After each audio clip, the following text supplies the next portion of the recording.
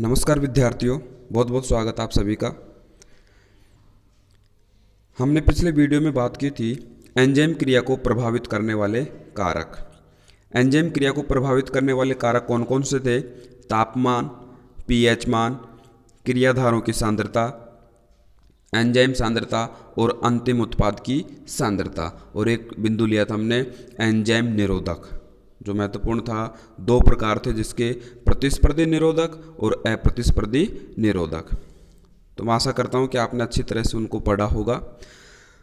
उसके बाद में हमारा टॉपिक था एंजाइम क्रिया की विधि क्या है। एंजाइम की जो कार्य प्रणाली है उसको हम किस प्रकार से समझा सकते हैं कि भाई एंजाइम है और जो क्रिया कारक या क्रियाधार है वो किस प्रकार से आपस में जुड़ते हैं, क्या बनता है और किस प्रकार से वापस एंजाइम मुक्त होता है। तो ये दो घटनाओं के माध्यम से हम समझाएंगे। एक घटना तो है एंजाइम क्रियाधार जटिल का निर्माण और दूसरी घटना है सक्रियण ऊर्जा में कमी। तो ये दोनों जो बिंदु हैं वो किसके अंतर्गत आते हैं? एंजाइम क्रिया की विधि। और मैं एक छोटी सी विनती करना चाहूँगा आपसे कि यदि मेरा आपको काम पसंद आ रहा हो तो अपने चैनल को अपने दोस्तों के साथ, रिश्तेदारों के साथ, जो भी अपने छोटे बड़े भाई बहन हैं, जो भी संपर्क में हैं, उनके साथ लिंक ज़रूर शेयर करें। तो शुरू करते हैं हम आज का टॉपिक, एंजाइम क्रिया की विधि। एंजाइम क्रिया की विधि का पहला जो चरण है वो आप यहाँ पर देख रहे हैं, ESC। ESC का अर्थ क्या है? एंजाइम सबस्ट्रेट कॉम्प्लेक्स, जिसको हिंदी में बोलते हैं एंजाइम क्रियाधार जटिल। एंजाइम क्रियाधार जटिल या फिर एंजाइम क्रियाधार संकुल भी कह सकते हैं। तो ये एंजाइम और जो सबस्ट्रेट है वो क्रिया करेंगे और एक कॉम्प्लेक्स बनाएंगे, कह सकते हैं कि मध्यवर्ती जो है वो बनाएंगे, और मध्यवर्ती से फिर बाद में क्या बनेगा? उत्पाद बनेगा। तो सबसे पहले एंजाइम है वो किससे जुड़ करके? क्रियाधारों से मिलकर एक क्या बनाएगा? अस्थायी यौगिक बनाएगा, जिसको हम क्या कह रहे हैं? जटिल या संकुल, कॉम्प्लेक्स, जिसे हम क्या कहते हैं? एंजाइम क्रियाधार जटिल या संकुल। अंग्रेजी में इसको बोलते हैं एंजाइम सबस्ट्रेट कॉम्प्लेक्स। तो इस आधार पर इसका शॉर्ट नेम लिया हमने ESC। ESC। तो ये जो कॉम्प्लेक्स है, ये जो संकुल है, वो बाद में क्या करेगा? विखंडित होगा, और विखंडित होकर के क्या बनाएगा? उत्पाद बनाएगा। और एंजाइम क्या है? वो पृथक हो जाएगा। ठीक है, जिसको हम देखो इस अभिक्रिया से दर्शा रहे हैं। क्रियाधार है, किससे जुड़ा? एंजाइम से जुड़ा। क्या बनाया? कॉम्प्लेक्स बनाया। कैसा? अस्थायी। ठीक है, अब वो कॉम्प्लेक्स क्या करेगा? वो वापस किस में टूट जाएगा? उत्पाद बन जाएंगे, और एंजाइम क्या हो जाएगा? अलग हो जाएगा।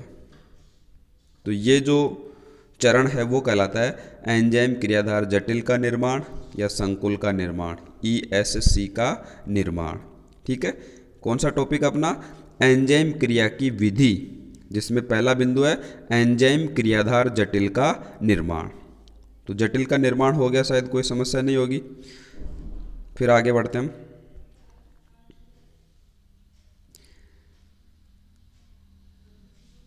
चित्र की सहायता से और समझ लें आप इसको। ये जो चित्र बनाया है मैंने, जो रफली बनाया है, थोड़ा जल्दी बनाया है, तो आप बुक में से देख करके, क्योंकि एंजाइम की जो शेप है और जो क्रियाधार की शेप है वो लगातार समान रहेगी। अब देखो यहाँ पर थोड़ा गड़बड़ हो गया ये, पर आपको बुक में से देख करके अच्छे से चित्र को बनाना है। समझने के लिए मैंने बनाया यहाँ पर, तो आप इसको समझें कि मध्यवर्ती या जो जटिल या संकुल है या कॉम्प्लेक्स है वो कैसे बनता है। देखिए ये क्या है? एंजाइम है। एंजाइम में जो क्रियाधार जुड़ते हैं वो स्थल क्या कहलाता है? सक्रिय स्थल कहलाता है। एंजाइम का जो सक्रिय स्थल है उससे क्रियाधार सबस्ट्रेट में वो जाकर के जुड़ते हैं। तो ये तो हो गया एंजाइम, ये हो गया क्रियाधार। ये जो चित्र हैं अलग अलग, तो एंजाइम और क्रियाधार हैं। अब क्रियाधार हैं वो एंजाइम के कहाँ जाकर के जुड़ेंगे? सक्रिय स्थल। ये सक्रिय स्थल देख रहे हैं आप। तो ये दोनों तरफ होने वाली क्रिया है, मतलब पहले जुड़ेंगे फिर वापस क्या हो जाएंगे, मुक्त हो जाएगा एंजाइम। तो ये दोनों तरफ निशान लगाया हमने क्रिया का, ठीक है।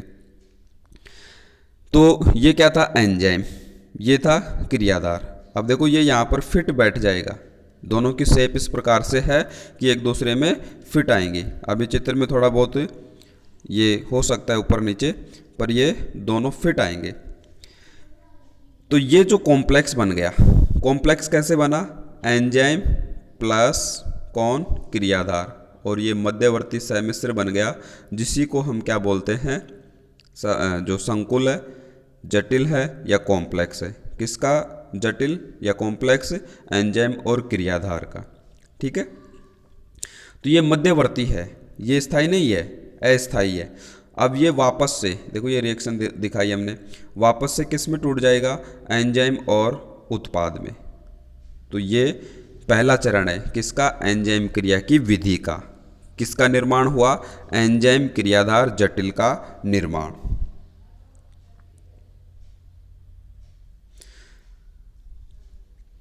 अब ये जो जटिल है, कॉम्प्लेक्स जो बना, इस कॉम्प्लेक्स के बनने की जो विधि है उसको दो सिद्धांत हैं उनके द्वारा समझाया जा सकता है। एंजाइम क्रियाधार जो संकुल बनता है वो किस प्रकार से बनता है, उसको दो सिद्धांत हैं उनके द्वारा समझाया गया है।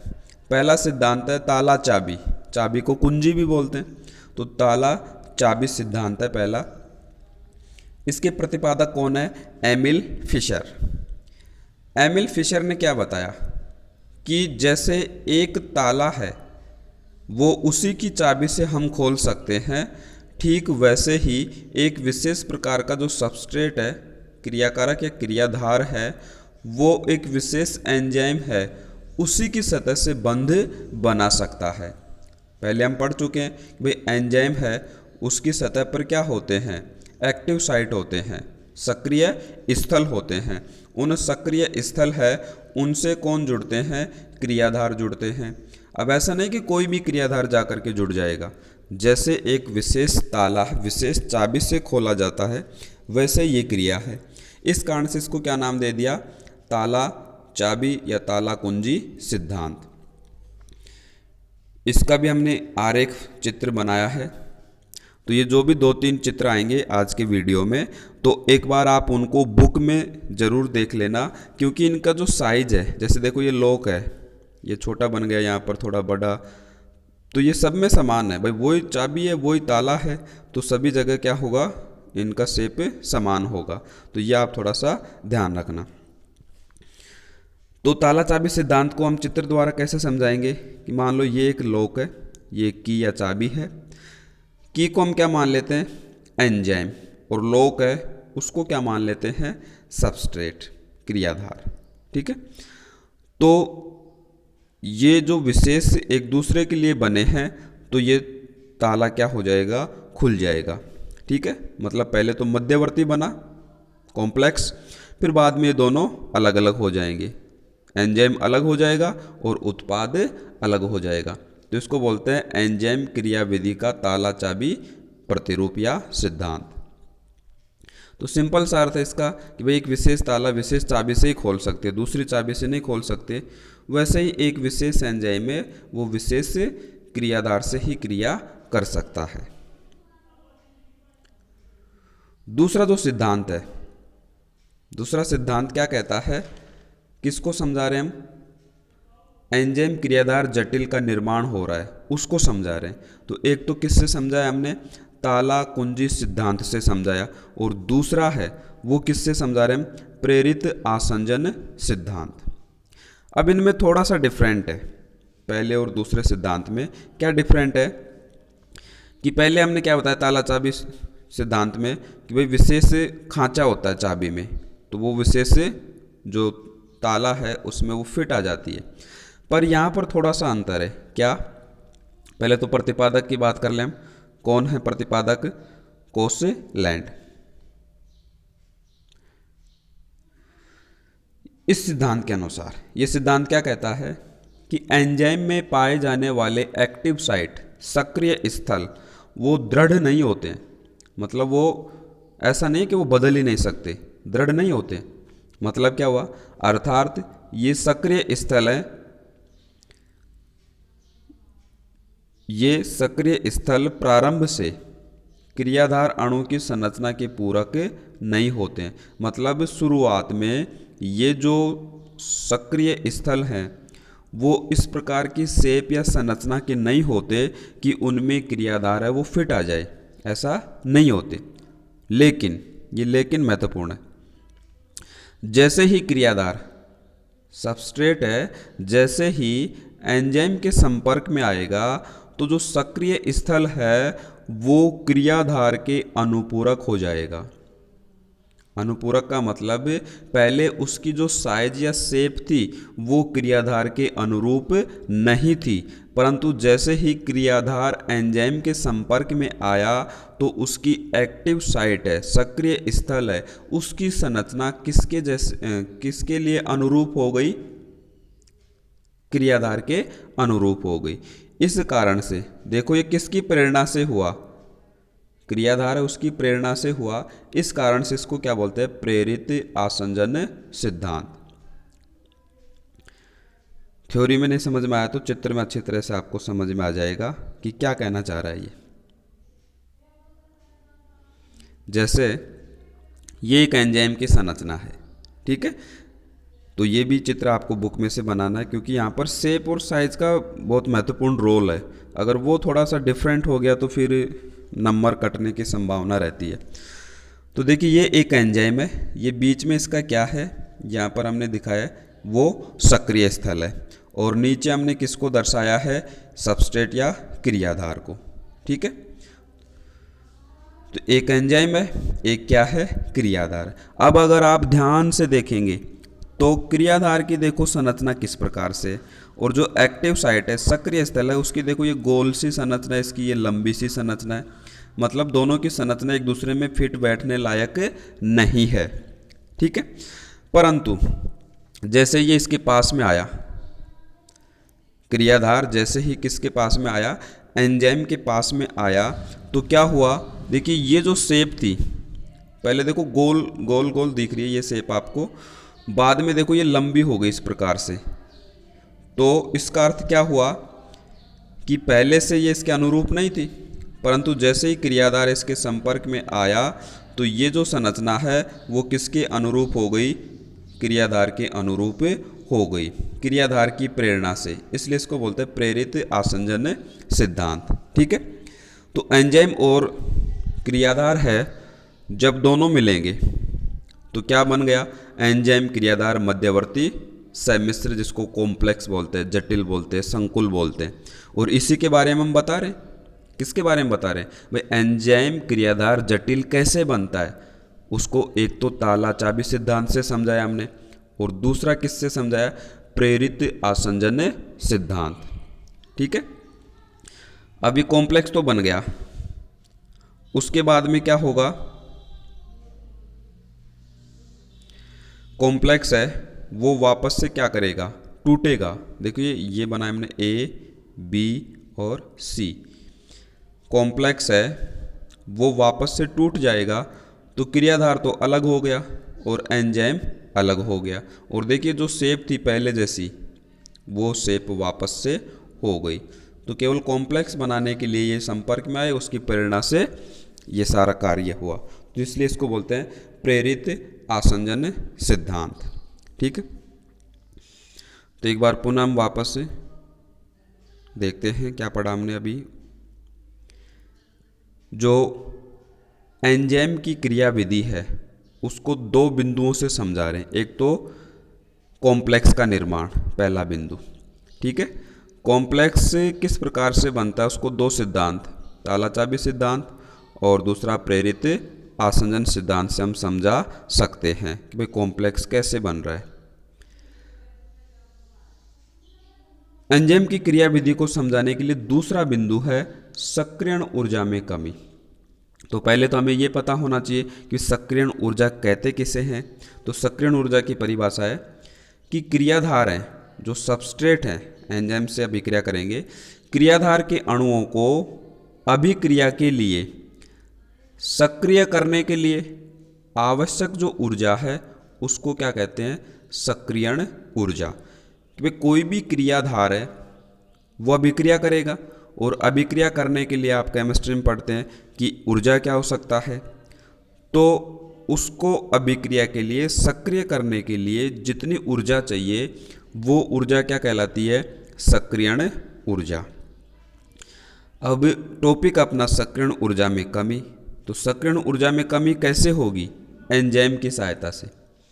भाई उत्प्रेरक या एंजाइम क्या करते हैं, अभिक्रिया की दर को बढ़ा देते हैं।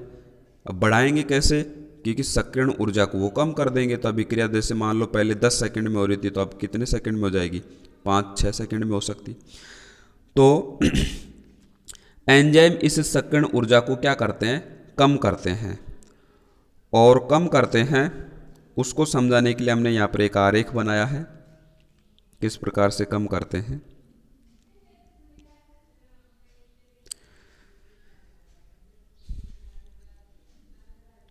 सक्रियण ऊर्जा कम कर दिए, अतः एंजाइम की उपस्थिति में क्रियाकारक है वो कम सक्रियण ऊर्जा पर ही क्रियाफलों में परिवर्तित हो जाते हैं। और ये जो परिवर्तित हो जाते हैं इसको ही हम क्या करें, सक्रियण ऊर्जा में कमी। जैसे सक्रियण ऊर्जा कमी दूसरा टॉपिक लिया हमने। अभी ये दो आरेख देख रहे हैं आप, दोनों का अर्थ क्या है कि जो विभव ऊर्जा है, सक्रियण ऊर्जा है, ये क्रियाधार है, ये बीच में इस प्रकार से हमने मान लिया क्रियाधार। अब यहाँ पर क्या हो रहा है, एक बार तो हम किसकी उपस्थिति में पढ़ रहे हैं, एंजाइम रहित।